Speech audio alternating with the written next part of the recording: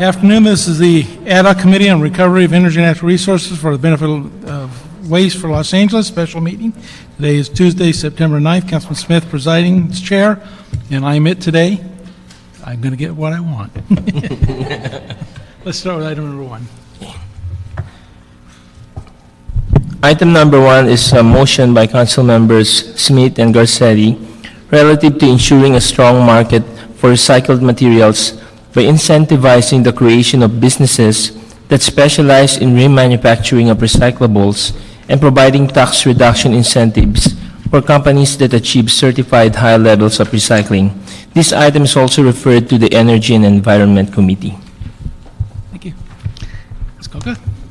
Good afternoon. My name is Karen Koga with the Bureau of Sanitation. I'm here to talk about item one. Item one we're discussing the Bureau of Sanitation was directed to put together a working group to look at incentives for businesses that remanufacture, take recycled goods, make them into something else, and for businesses that recycle a large amount of material. We want to look at creating an additional incentive for them to site within the city so that we have places to take our recyclables when we get them out of the waste stream. This working group met several times. In 2007, there was a letter from the committee members with a series of recommendations. The recommendations encompass several ordinance changes to create incentives such as giving them a break on their business taxes, giving them breaks on things like sewer hookup fee charges, other, incentives. Those are going to require an ordinance done by the city attorney's office. So the first recommendation really is that the city attorney draft an ordinance encompassing all these changes that need to be done to create the additional incentives for these businesses. Other possible and recommended actions would be to instruct the Department of Water and Power to look at their business practices and make sure that they are creating incentives for these businesses, perhaps even having another category just for these businesses to create additional incentives for them. And that can be done by direction that doesn't require an ordinance change. Another thing is the Department of Building and Safety can extend their priority plan check to these new businesses as they are cited within the city. That also does not require an ordinance change. It's a policy. Those are the recommendations that are before you. I would recommend that you move them forward and get that ordinance prepared and start to get more of these businesses available locally. As we have been directed just recently, as you're aware, that we are now moving towards a 75% goal. We have to look at every avenue to create incentives for businesses not only to recycle, but for those that take the materials and make them into something else to be cited in our local areas. Any questions? Yeah. Have you seen any other activities by other cities in this vein? I'm sure San Francisco's done something, or any other cities. There are, I don't have it all in front of me, but there are many other cities that have incentives for recycling. Many of them do it under a mandatory program where the recycling stream is guaranteed by these programs that are under their franchise. But there are incentives that were looked at to put this report together that other cities do put together. Okay. And with our contractors, the guys that take the blue bins now and then ship and or dispose of the blue bin stuff now, do we have any participation after it gets to their site as far as what happens afterwards to the recycled material? Our agreements with our material recovery facilities give them the ability to broker the materials that come in. We do go in and bring them opportunities to send their materials to various places, such as the polystyrene could go to Stockton and be made into building materials. But it really is up to them to have separate agreements to take their materials and recycle them. So, Okay, so- we don't control that end of the process. So the big benefit would be for them certainly is if we locate these facilities, they don't ship it out, and the price probably is more favorable, but they get all the value of that. We don't get any value of that, other than we're taking trucks off the road probably. And Yes, well, the material, if there are more local opportunities, that would also provide some protection against the price fluctuations. The commodities markets move quite a bit up and down, and by having local remanufacturing, you're protecting the prices because you're making the materials locally. It creates the flow, and you don't have as much of the fluctuation because you've got more competition for the materials. And do we have any idea what percentage of the blue bin materials is shipped out of Los Angeles after it's processed by our MRFs? It's a high percentage. Neil Guglielmo with the Bureau of Sanitation, Civic Recycling Division. As Karen was mentioning, we do leave a lot of flexibility to the MRFs themselves, our contractors, the material recovery facilities, with regards to where the materials go. At least prior to the recent increase in the container surcharge at the ports of Long Beach and Los Angeles, it was very inexpensive for the recycling facilities to basically back ship these materials in what would otherwise be empty containers overseas, off into Asia, to China, and to Korea. Now that the container fees are going to be going into effect, that may have some of an impact where you may see more of the materials recycled domestically. Again, they're going to be looking at dollar per commodity, whether it be per pound or per bale or something like that, with regards to whether or not they're going to ship that to a local manufacturing facility, meaning somewhere in California or in LA County perhaps, or if it's going to perhaps still go overseas. But at least the understanding that we had was roughly 80%, possibly more, was going overseas of certain types of commodities, especially plastics. Paper, there was still a market domestically for paper. That was still here. Glass, there were two large remanufacturing facilities for glass in the United States that a lot of the glass was still going to, depending on the type of glass. But it will vary by commodity. But we did notice that plastics, a very high percentage, was going overseas. And then if we were to do this and that container issue becomes a problem on some of those materials which are very close to profitability, that container charge may actually stop them from being shipped out. So we'd have to create local markets or lose it as a recyclable. Exactly. I mean, we want to see these materials have a nice commodity value to them so that obviously the MRFs, then the material recovery facilities, our partners in this, can make a profit, as well as make sure they can return the revenue to us to help offset the cost of the collection activity. What I'd suggest is we might want to have some discussion with our contractors that run the MRFs and ask them what are the materials that are on that verge of being not competitive anymore, that we'd want to then go out and maybe recruit somebody to come into the Los Angeles area and create that type of plant or market or something here. Otherwise, we'll lose that recyclability, and that's something we can't afford right now, obviously. Exactly. Good point. Okay, with that, I have a number of instructions, and we will give you them written down so you don't have to panic. Okay, over there. So the instructions will be to direct the city attorney and the Office of Finance to review and amend the city business tax exemption ordinance number 172358, following existing business economic incentive ordinance for application to include all eligible remanufactured businesses in the city of Los Angeles. The Department of Water and Power to explore feasibility of providing business assistance through site location and permits to energy companies and recycled content conversion technologies. B, promote green energy purchase agreements with LADWP. And C, develop other incentive programs to stimulate the business sector. Instruct the Department of Public Works to extend the city's one-time hookup fee exemption to include eligible remanufacturing business citywide. That's ordinance number 170083. B, extend the city's sewer hookup permit priority allocation to include eligible remanufacturing business citywide. Ordinance 166060. And C, extend the city's transfer of industrial flow sewage facilities charge credit to include eligible remanufacturing businesses citywide. That's ordinance number 169347.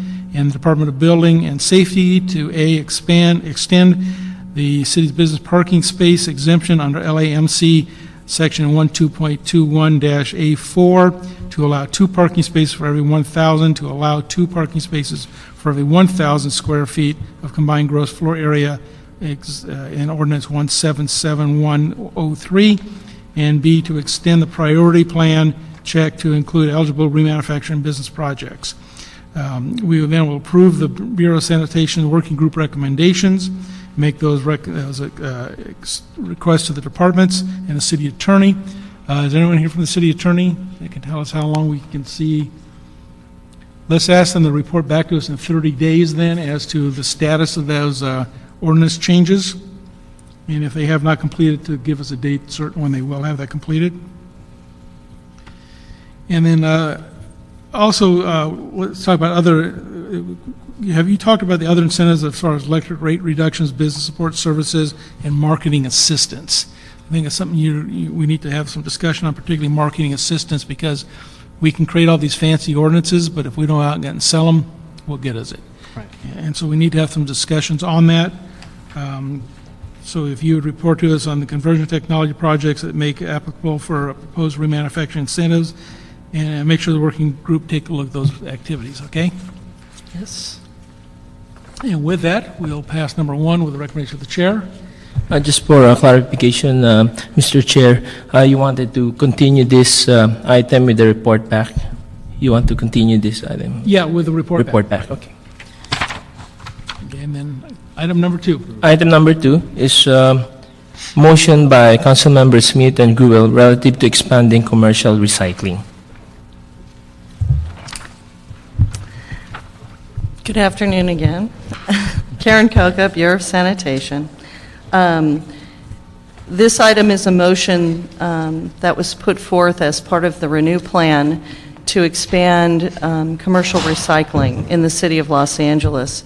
The commercial sector of Los Angeles has been doing a great job of recycling. However, there's still over 2.5 million tons of material that they dispose every year, much of which we believe can be recycled.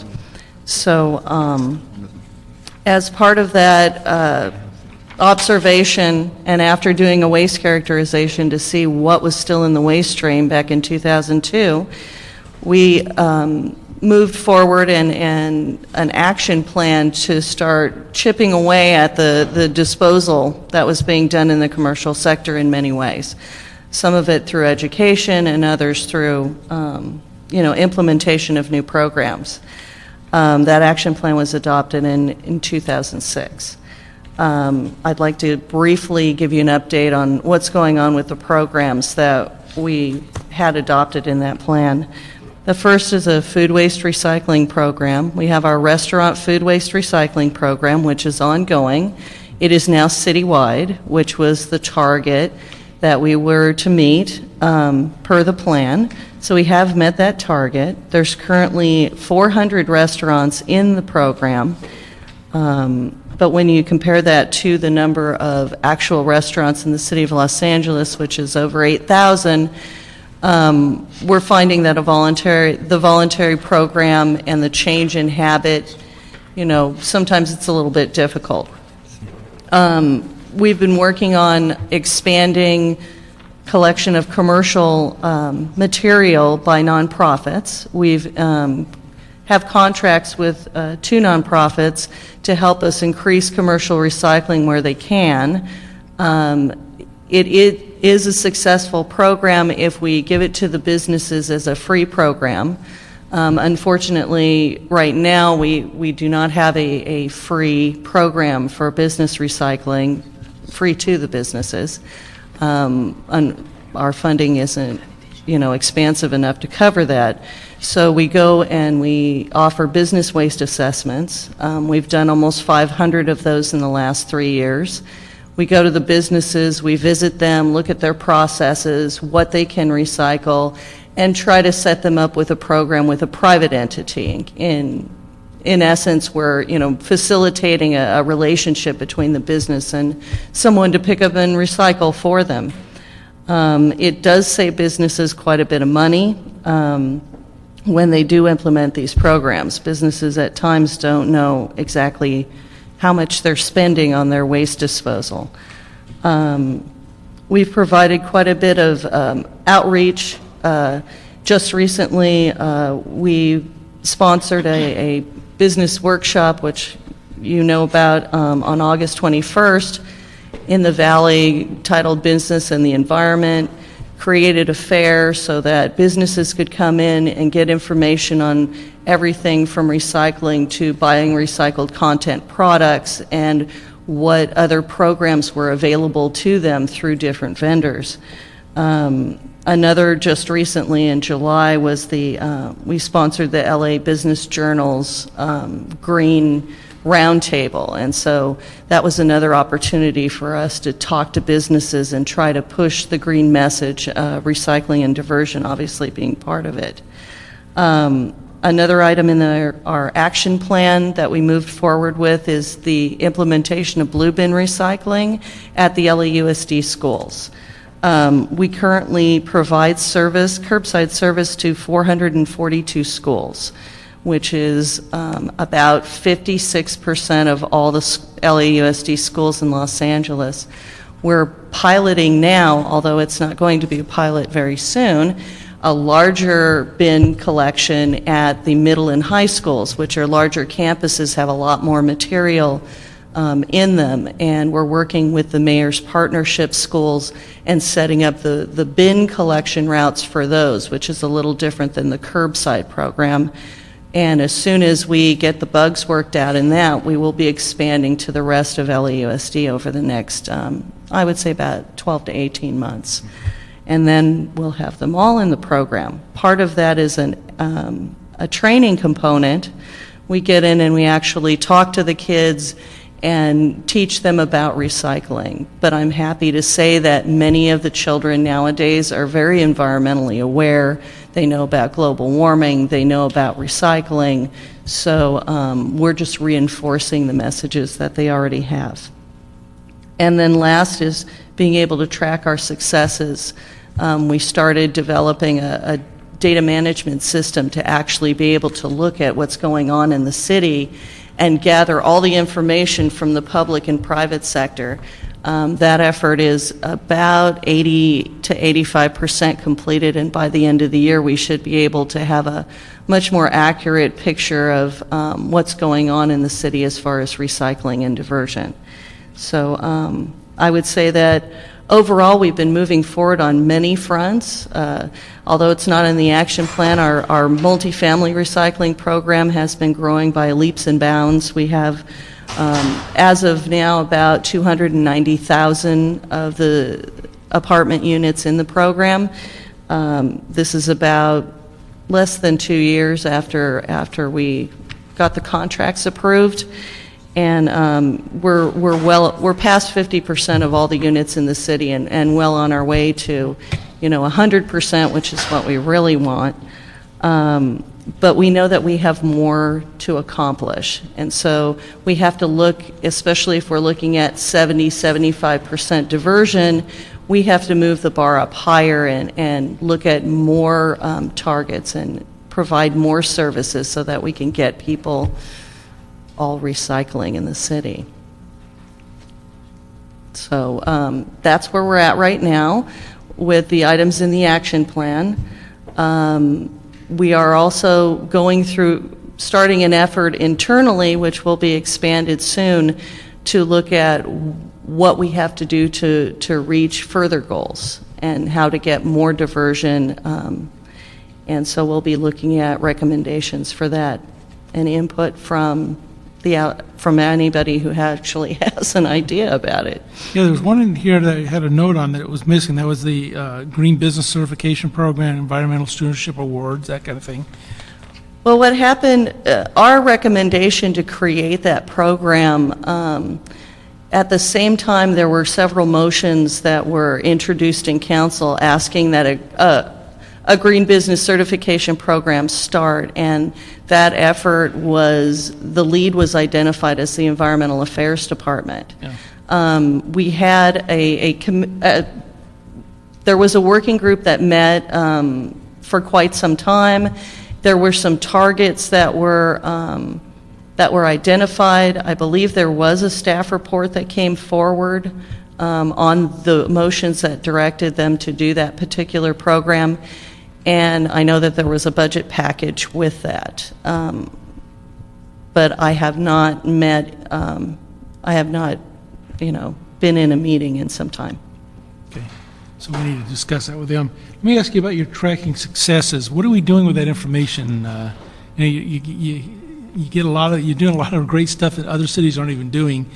What are we doing to get that out there, let people know? Because the news media is not going to run it for you.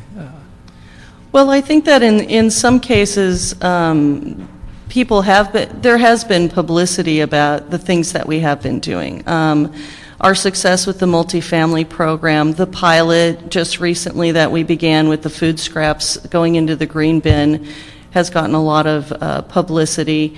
And we have also, over the last 2 years, put a substantial amount of money into outreach.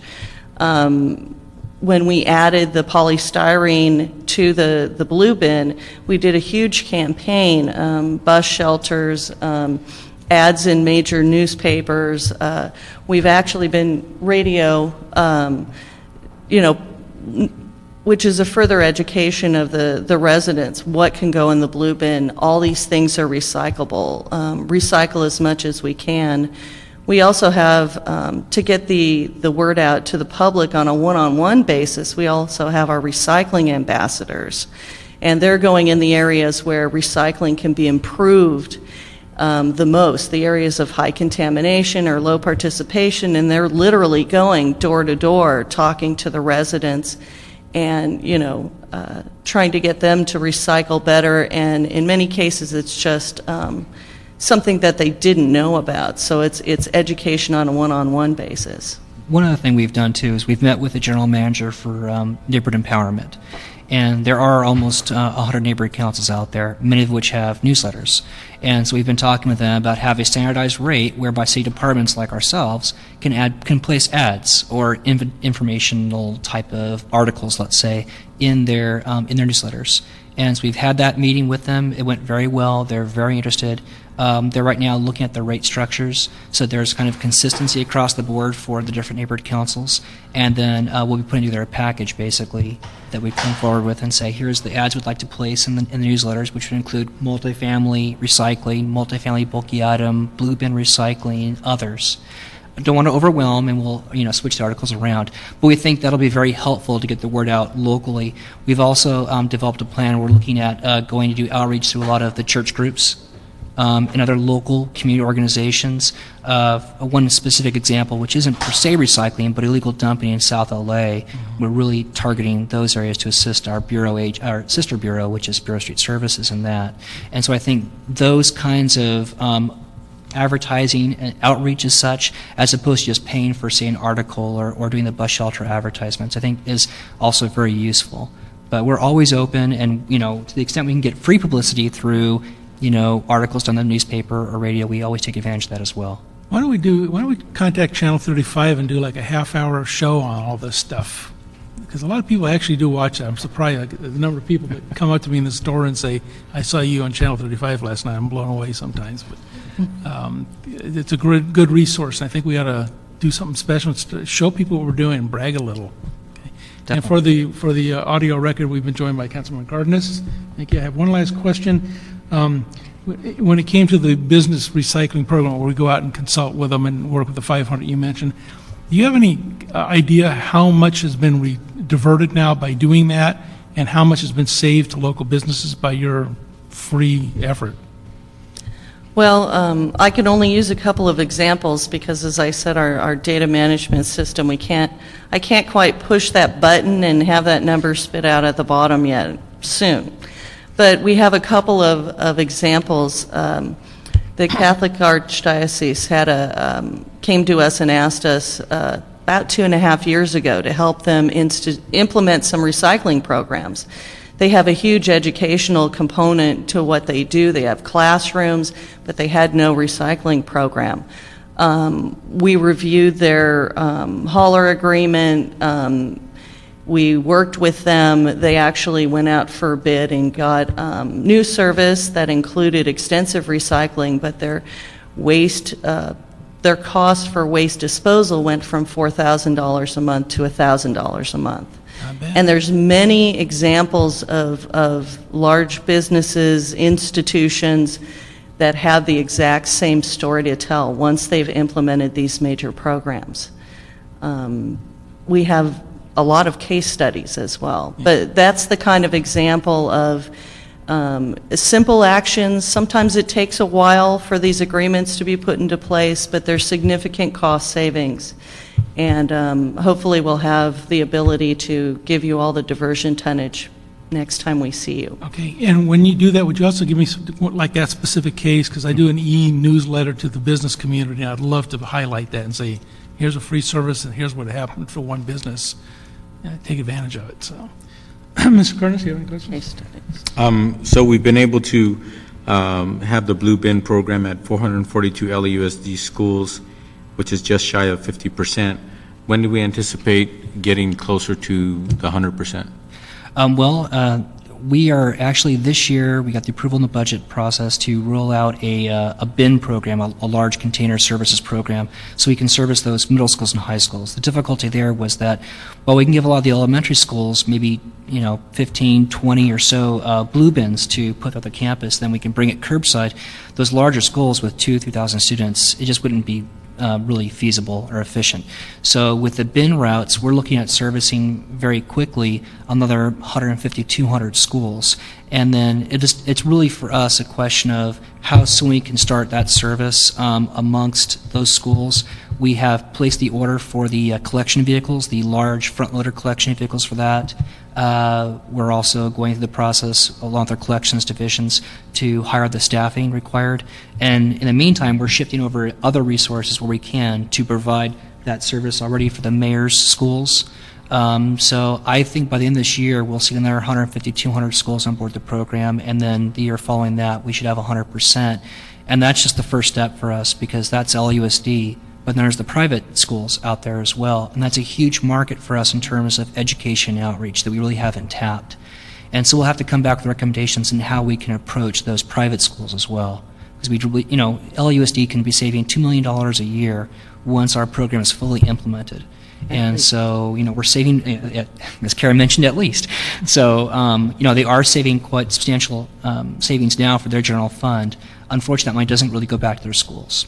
So we have our rewards program, or our awards program, our recycling excellence. We do recognize those schools on the LAUSD. But again, LAUSD, very aggressive working on that. I think 150, 200 schools in the year, and then the year following, all the rest of them. And then it's really, we're going to come back with recommendations in the private schools. You really want to go after them as well. Okay, let me ask you, before I give a couple of instructions, let me ask you on the green certification thing, you said that the motions had instructed EAD to do that. Is it something you guys want to take up too, or do we need to instruct them to get over to your office and sit down? What do we need to do to? Well, we were on the task force that was putting together the recommendations for it. I think that when we went and looked at other cities and how they did their green business certifications, by and large, those that have it, it's for a limited number of businesses. It's for a certain type of businesses, like just restaurants, just hotels. It's not distributed uniformly. Not every business could get into the program.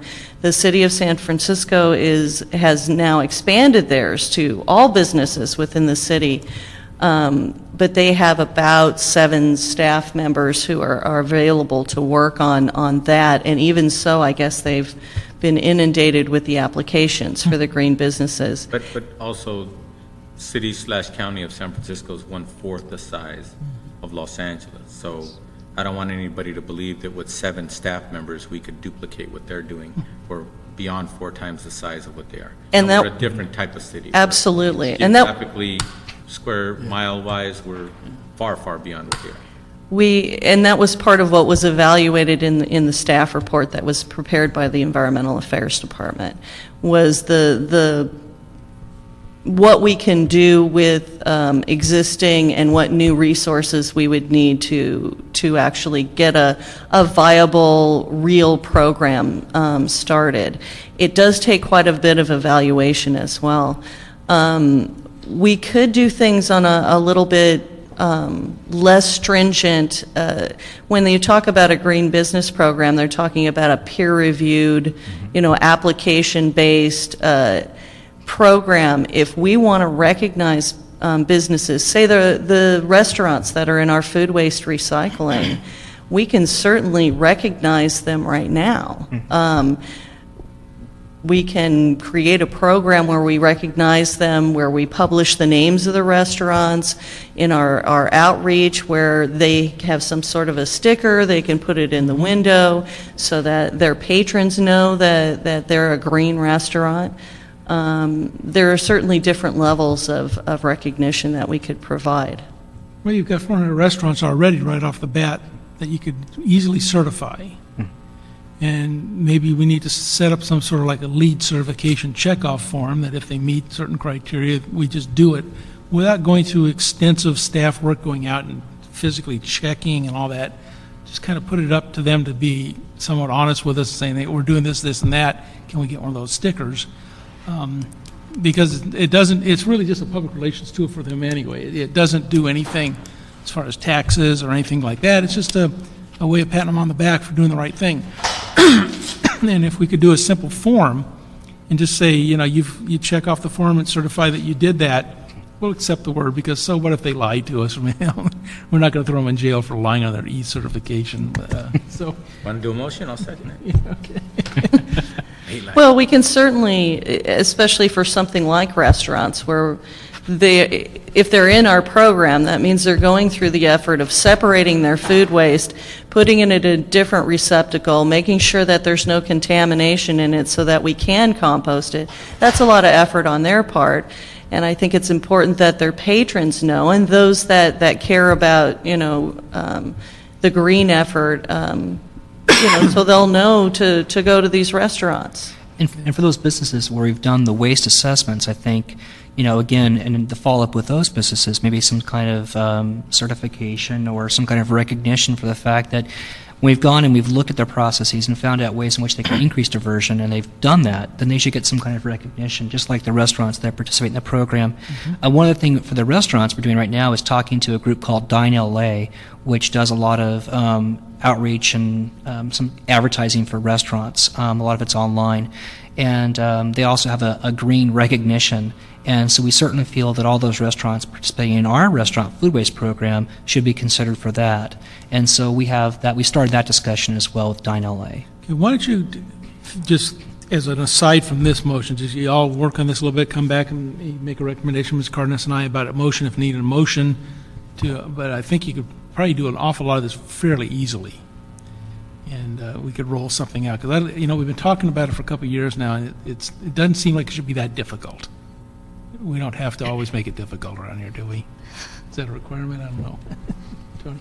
On something you brought up a few minutes ago about how the city of LA, we're realizing little by little we're doing things a little different, maybe a little bit more advanced in components of what we do than most cities in the country. And you're talking about, we should learn how to brag a little bit more about our achievements as a city, but also in sharing information and learning information.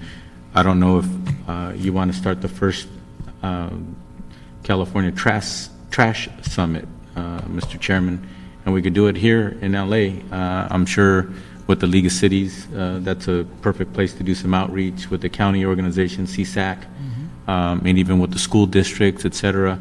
And tell them honestly, there's a lot that we could learn from each other in pulling together a summit. Maybe they could send their elected / and/or city managers and their heads of their sanitation or public works departments to come. And then, just like most summits, we can have some panels where we're talking about specific issues. I'm sure industry would love to be there. They're all trying to break into this whole deal of who's going to get the business, and we could probably have the component of having booths and things of that nature. And we've got the convention center here, and That's a great idea. but you should chair it. Okay, well, and we, I don't mind doing it. We had a conference about. You want me to co-chair? I'll go along with you, but you chair. You're the county sand guy. I know. That's what I'm saying. We're all busy. We did that on Conversion Technologies about a year and a half ago and had, a couple hundred people at least for Yeah. just that one item. 425 people. It's about 425 people, just on that one item, so. On our first event, right? On It's the not first like event, they were expecting yeah. it. You put it together and look at the turnout.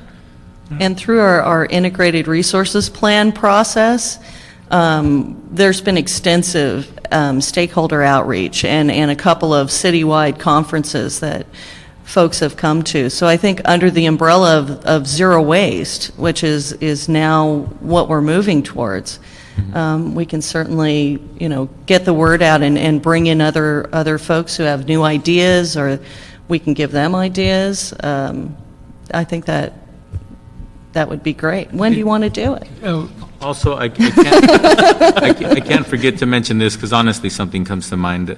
A former council president, Alex Padilla, and now Senator Alex Padilla is working on this issue, and he's really pushing really hard on his legislation to get the mandated requirements up higher and higher.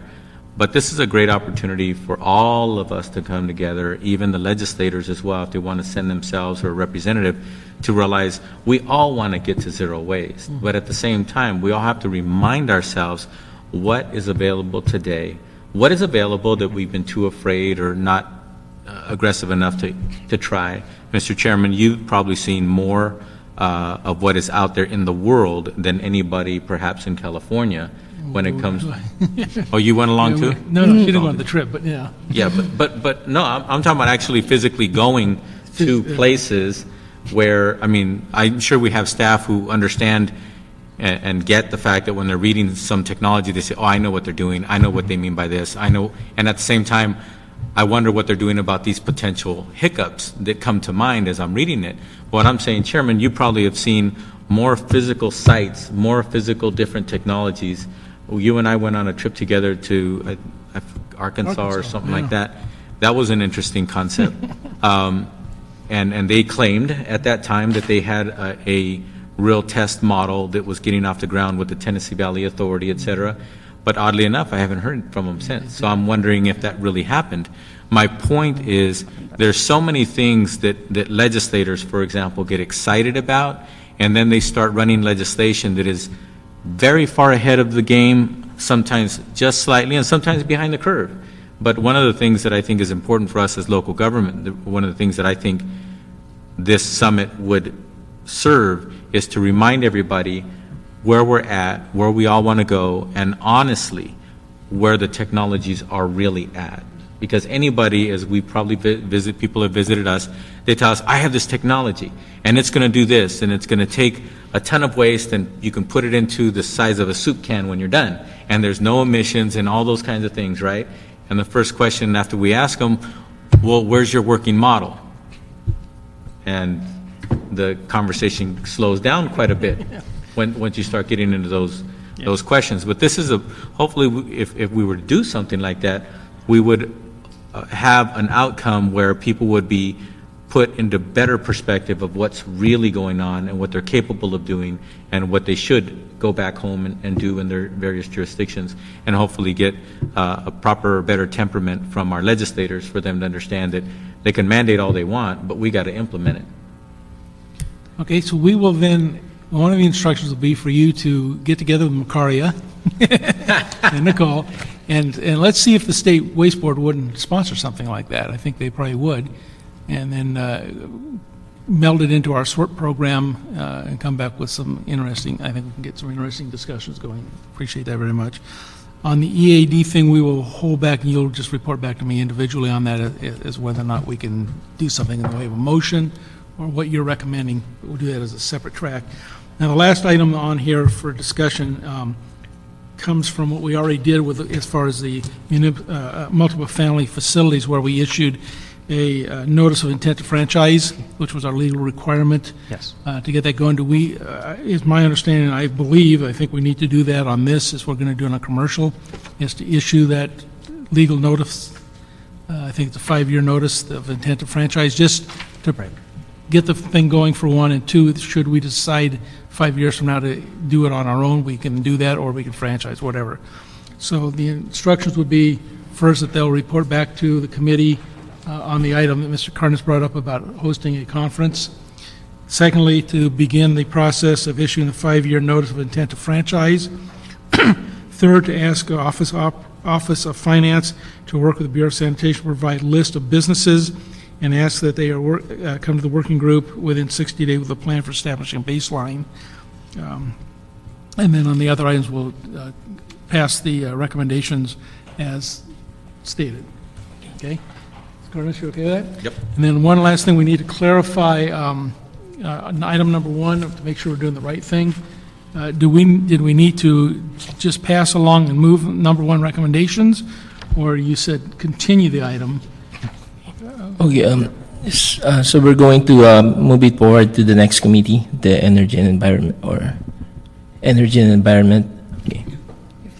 Okay, very good. With that, is there anyone wishing to speak to the committee on item on today's agenda? Seeing none, the meeting is adjourned. Thank you very much. I think you'll get more than 400. Oh, easily.